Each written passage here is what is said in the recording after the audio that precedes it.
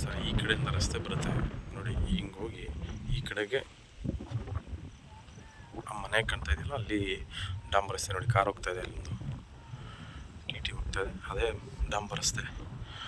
ಇದು ಬಂದರೆ ಗೋಪಾಲ ಸ್ವಾಮಿ ಬೆಟ್ಟ ಸರ್.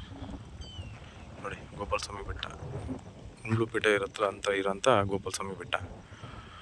ಜಾಗ ಬಂದು ಈ ರೋಡ್ಗೆ ಇರೋಂಥ ಜಾಗ.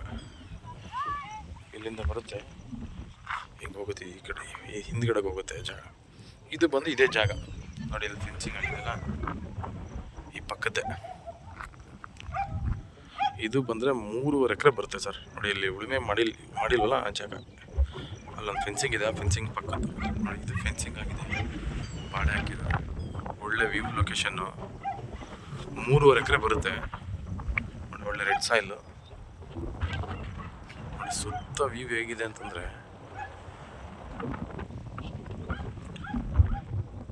ಒಳ್ಳೆ ವ್ಯೂ ಜಾಗ.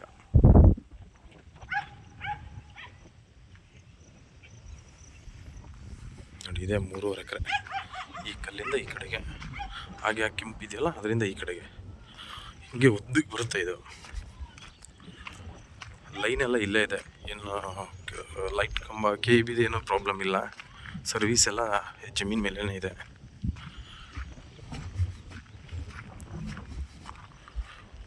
ಇಲ್ಲೂ ವಾಸ ಇದ್ದಾರೆ ಅಕ್ಕಪಕ್ಕ ಎಲ್ಲ.